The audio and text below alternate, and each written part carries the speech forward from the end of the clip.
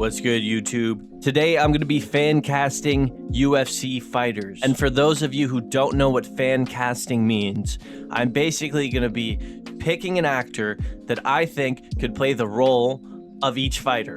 And not only that, but I'm going to be proposing a shared universe between all these fighters and each of their movies.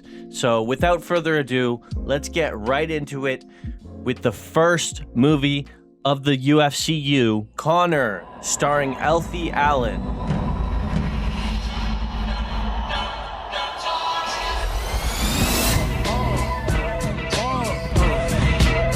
Stand your base!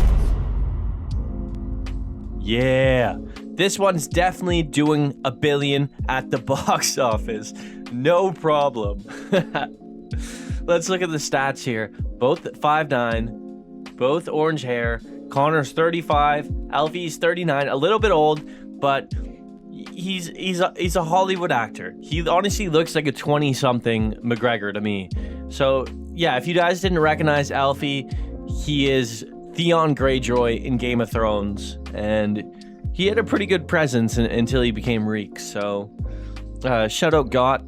Let's get on to our next movie. Someone who's going to be featured heavily in the McGregor movie, and vice versa. The second film in the universe, 209, starring Jon Bernthal. Stockton, California, Nate Diaz! When you see me on the block, how's that feel? Let the motherfuckers know. I'm not surprised, motherfuckers. Now that's casting. Now that is casting. Look at these guys. They look like they could be, he looks like, Jon honestly looks like he could be the third Diaz brother. Okay, same height, same hair. Again, a little bit old, no problem. We'll pull out the de-aging techniques. We'll fucking give him some CGI. Same tanned olive skin, okay?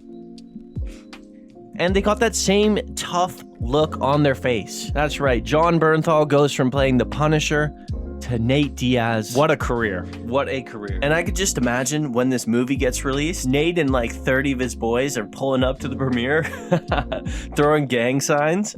All right. The third movie I got for you guys is Bones, starring Mechad Brooks. I would absolutely kill you if you ever did something like that. You could never. I would literally kill you. Felt so strong. Yeah. As much as the fans hate Jon right now, I think this would be a fun movie to watch for everybody, because we're not here at the UFCU. We're not going to paint him in some good light. We're going to tell the real story.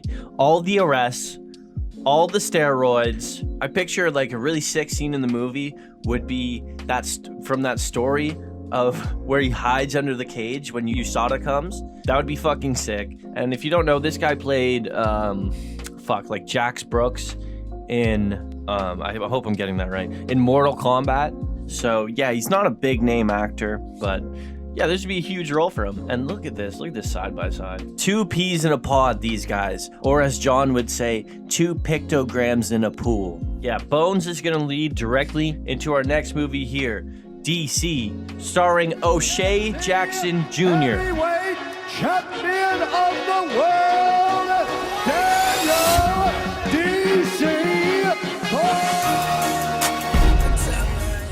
Tell me I am not cooking with that. Oh my god. O'Shea's face just molded perfectly onto DC's body. That was crazy.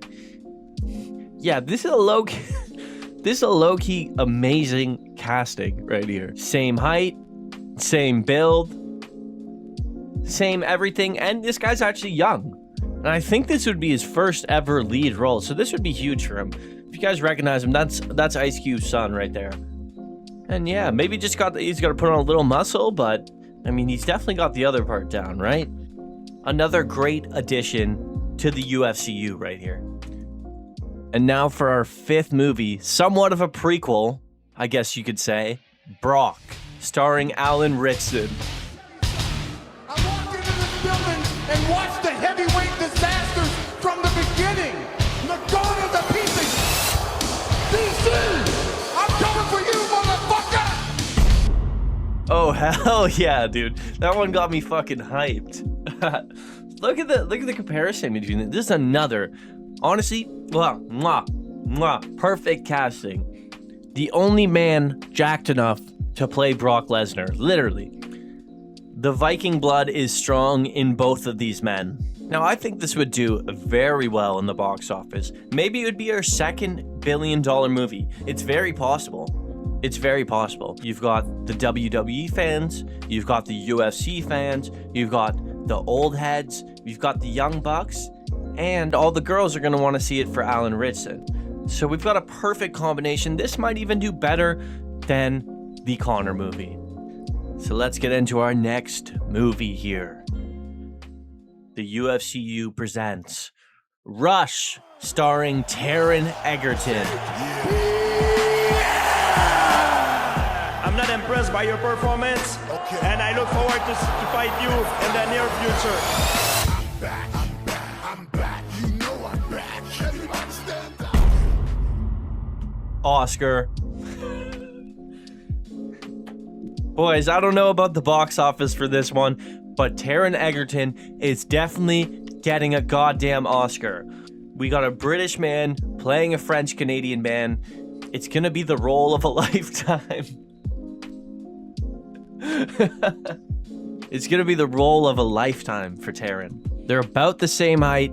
They got about the same build. And yeah, this would be a very important movie for the franchise to show that, hey, we can win awards as well. We're not just a money machine. We actually do care about the art of film and acting. And this one, again, leads right into the next movie. Our next release will be The Count, starring Aaron Taylor Johnson.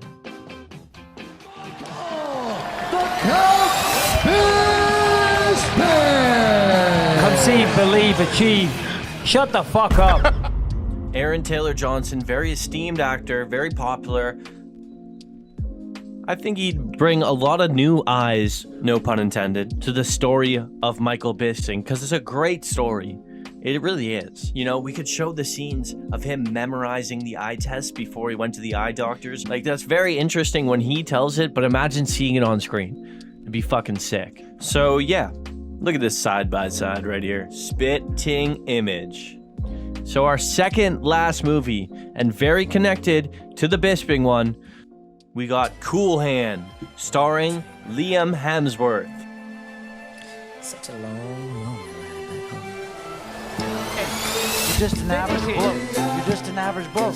Good use of English. I'm a fucking samurai. This one's going straight to streaming.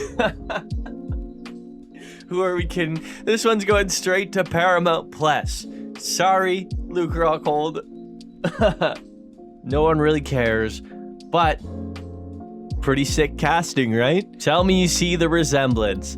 I know you guys have never thought of this shit before. I mean, I guess who would, but they do look a lot alike. Same height, same build. Liam really needs a breakout role in his career. And unfortunately, this is not going to be it. Like I said, we ain't putting this one in theaters, all right? Sorry, Luke.